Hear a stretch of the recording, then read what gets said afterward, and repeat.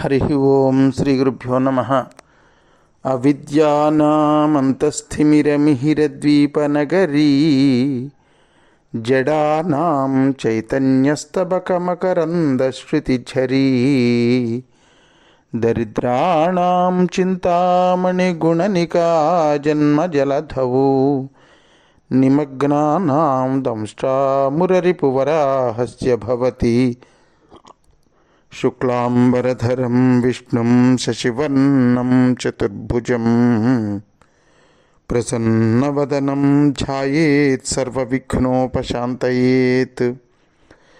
వందే గురుపదద్వంద్వమవాన్మానసగోచరం రక్తశుక్లప్రభామిశ్రమతర్క్యం త్రైపురం మహః. సానందమానందవనే వసంతం ఆనందకందం హతపాపబృందం వారాణసీనాథమనాథనాథం శ్రీ విశ్వనాథం శరణం ప్రపద్యే. విశ్వేశం మాధవం ఢుంఢిం దండపాణిం చ భైరవం వందే కాశీం గుహాం గంగాం భవానీం మణికర్ణికాం. హర నమ పార్వతీపతయే హర హర మహాదేవ శంభో శంకర. వ్యాస భగవానుడు శిష్యులు చెప్పినదంతా కూడా విన్నాడు. విన్న తర్వాత ఇవాల్టికి ఎలాగోలా గడిపిద్దామర్రా అని అనుకుని ఆ రాత్రికి గడిపి మర్నాడు మధ్యాహ్నం మళ్ళీ ఎవరికి నిర్దేశించినటువంటి దిశలో వాళ్ళు భిక్షాటనకు వెళ్ళారు. కానీ ముందు రోజులాగే వీళ్ళెవ్వరికీ కూడా భిక్ష దొరకలేదు. తనకీ దొరకలేదు, శిష్యులకీ దొరకలేదు. తనకీ దొరకలేదు, శిష్యులకీ దొరకలేదు అని తెలుసుకున్నటువంటి వ్యాసుడికి అప్పుడు ఎక్కడ లేని కోపం వచ్చేసింది. ఆ కోపంలో తన చేతిలో ఉన్నటువంటి ఆ భిక్షాపాత్రని నట్ట నడివీధిలో పగలగొట్టేసాడండి వ్యాస భగవానుడు. అంతటి కోపం వచ్చింది. కోపంతో కిందికి విసిరేసరికి భళ్ళుమని పగిలిపోయింది ఆ భిక్షాపాత్ర. ఇది ఇంకా రెండో రోజు అంతే. కోపంతో అంటున్నాడు వ్యాస భగవానుడు, కాశీలో ఉన్నటువంటి బ్రాహ్మణులకి పొగరు ఎక్కువైపోయింది. మా భూత్ త్రైపురుషీ విద్య మా భూత్ త్రైపురుషం ధనం మా భూత్ త్రైపురుషే ముక్తి కాశీం వ్యాస శపథ్నితి అన్నాడు. నా అంతటి వాణ్ణి వ్యాస భగవాను నేనొస్తే భిక్ష వెయ్యొద్దు, వీళ్ళకి బాగా చదువుకున్నామనేటటువంటి పొగరు, ఈ కాశీలో ఉన్న వాళ్ళకి బాగా డబ్బున్నదనేటటువంటి పొగరు, కాశీలో ఉన్నాం కాబట్టి మాకు మోక్షం గ్యారంటీ అనేటటువంటి పొగరు. ఆ పొగరుతో నాకు భిక్ష వేయడం లేదు వీళ్ళు, అందువల్ల నేను వీళ్ళని శపిస్తాను అని శాపం పెట్టడానికి చేతిలో నీళ్లు పోసుకున్నాడు.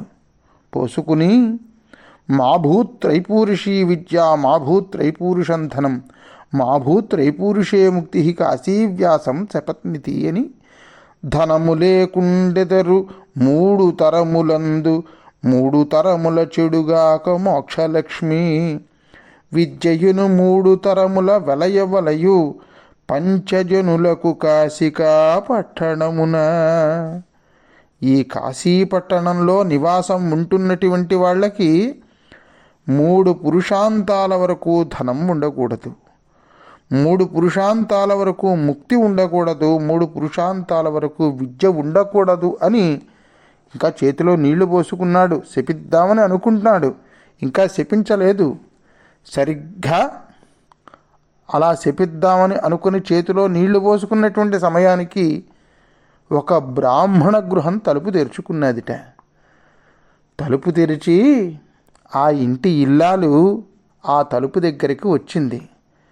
ఒక పెద్ద ముత్తైదువ ఆవిడ, ఒక పండు ముత్తైదువ. ఆవిడ ఎలా ఉంది అన్నారు. వేనలి పాట పాట నరవెండ్రుకతో తిలతండులాన్వయ అన్నారు. తిల అంటే నల్ల నువ్వులని తిలలు అంటారు, తండులము అంటే బియ్యం. బియ్యం తెల్లగా ఉంటాయి, తిలలు నల్లగా ఉంటాయి.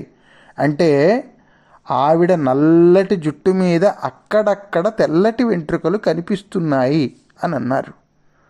అది ఎలా ఉంది అంటేట, తిలంటే నల్లటి నువ్వులు, తండుల ఉంటే తెల్లటి బియ్యం అని అనుకున్నాం కదా.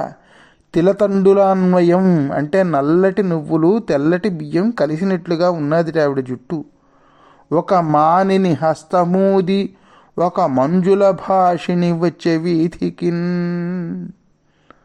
ఒక ముత్తైదువ, ఒక పండు ముత్తైదువ మధురాతి మధురంగా మాట్లాడుతూ తలుపు తెరుచుకుని బయటికి వచ్చిందిట. ఇంతకీ వచ్చినటువంటి ఆ పెద్ద ముత్తైదువ ఎవరు? వేదపురాణ శాస్త్ర పదవీనదవీయసి అయిన పెద్ద ముత్తైదువ, కాశికానగర హాటక పీఠ శిఖాధిరూఢయ అయ్యాదిమశక్తి. సంయమివరా ఇటు రమ్మని వీచే హస్త సంజ్ఞాదరలీల రత్న కటకాభరణంబు గల్లు గల్లనన్. వేదాలు, పురాణాలు, శాస్త్రాలు ఇవన్నీ కూడా ఆవిడ్ని కొలుస్తూ ఉంటాయి. వీటన్నింటితోటి కొలవబడుతున్నటువంటి పెద్ద ముత్తైదువ, కాశికానగరంలో ఉన్నటువంటి బంగారు శక్తి పీఠం మీద కొలువై ఉన్నటువంటి ఆదిశక్తి. సంయమనం పాటించండి, కంగారు పడకండి, ఓపిక పట్టండి, భయపడకండి అంటుంటారే.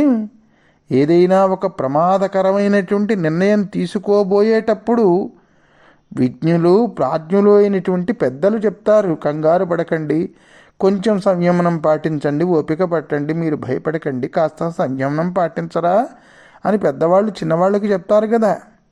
అలాగే అమ్మ పిలుస్తుంది వ్యాసుడిని. ఆ మాటలలో దిప్పిపొడుపు కూడా ఉందండోయ్, ఉంది. ఆవిడ అంటోంది, సంయమివరా అని పిలిచింది. అంటే ఏమిటి? గొప్ప ఓర్పు కలిగినటువంటి వాడా, నీకున్నంత ఓర్పు ఎవరికి ఉందయ్యా ప్రపంచంలో, అంతటి ఓర్పు కలిగిన వాడా అన్నది. ఈ మాట పొగిడినట్ట తిట్టినట్ట? 2 రోజులు భిక్ష దొరకకపోతే కాశీని శపించడానికి సిద్ధపడినటువంటి వాడివి, నీకు ఓర్పున్నదా అని అడిగినట్టుగా అంతర్లీనంగా ఒక భావం వస్తుంది. కానీ గొప్ప ఓర్పు కలిగినటువంటి వాడా, ఎంతో సంయమనం కలిగినటువంటి వాడా, ఎంతటి నిగ్రహం కలిగినటువంటి వాడా, ఇలా రాబోయి ఒకసారి అని తన చేతులతో కూడా సంజ్ఞ చేస్తోంది అమ్మ. అలా చేతులతో ఇలా రాబోయి అని పిలిచేటప్పుడు ఆవిడ చేతులకు పెట్టుకున్నటువంటి కళాభరణములు, ఆ చేతులకు పెట్టుకున్నటువంటి గాజులు, కంకణాలు ఏవో ఉంటాయి కదా, అవి గల్లు గల్లుమని శబ్దం చేస్తున్నాయిట. పిలుస్తుంది ఆవిడ, నోటితో పిలిచింది, చేతితో సంజ్ఞ చేసింది. పిలిచి, ఏమిటో నువ్వు చేస్తున్నటువంటి పని? పేకల దాకా తినడానికి ఈ వేళ నీకు దొరకలేదని అంగల అర్చేస్తావా? శివాలు ఎత్తించేస్తావా? శివతాండవం చేసేస్తావా? ఇది సరైన పద్ధతేనా? భలే శాంతంగా ప్రవర్తించేటటువంటి వాడివేనా నువ్వు? అసలు నీకంటే మతిలేని వాడే ఎవడైనా ఉన్నాడ్రా? అయ్యో, ఎందరు లేరు ఆకలితో బాధపడుతున్నటువంటి వారు, వాళ్ళందరూ నీలాగే శాపం పెట్టేయడానికి తయారయ్యారా? ఎలాంటి వాళ్ళు ఉన్నారయ్యా? కొంతమంది కేవలం కాయలు పళ్ళు తిని గడిపేటటువంటి వాళ్ళు లేరు ఈ కాశీలో. తమంత తాముగా రాలిపడినటువంటి ఆహార ధాన్యాలను తినేటటువంటి వాళ్ళు ఉన్నారే. రాళ్ల మధ్యలో ఎవరికీ అందుబాటులో లేకుండా తమంత తాముగా పెరిగినటువంటి ఆహార ధాన్యాలను తీసుకుని తినేవాళ్ళు అటువంటి వాళ్ళు ఉన్నారే. ఏమయ్యా, వాళ్ళందరూ కూడా మూర్ఖులా?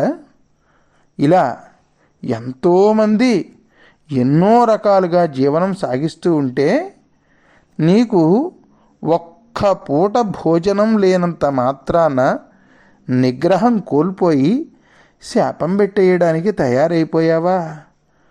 ఓ మునీశ్వర వినవయ్య, యున్నయూరు కన్న తల్లియునొక్క రూపన్న రీతి అట విశేషించి శివుని అర్థాంగలక్ష్మి కాసి ఇవ్వీట మీదన ఆగ్రహము తగునే. ఎంతటి చక్కటి మాట చెప్పింది అమ్మ. మునీశ్వర, ఒక చక్కటి మాట చెప్తాను వినవయ్యా అని అమ్మవారు వ్యాసభగవానుడితో ఏం మాట చెప్పిందో మనం రేపటి రోజున శ్రద్ధగా వినేటటువంటి ప్రయత్నం చేద్దాం భక్త మహాశైలారా. అంతవరకు స్వస్తి ప్రజాభ్య పరిపాలయంతాం న్యాయేన మార్గేణ మహిమహీషా. గో బ్రాహ్మణేభ్య శుభమస్తు నిత్యం. లోకా సమస్తా సుఖినో భవంతు.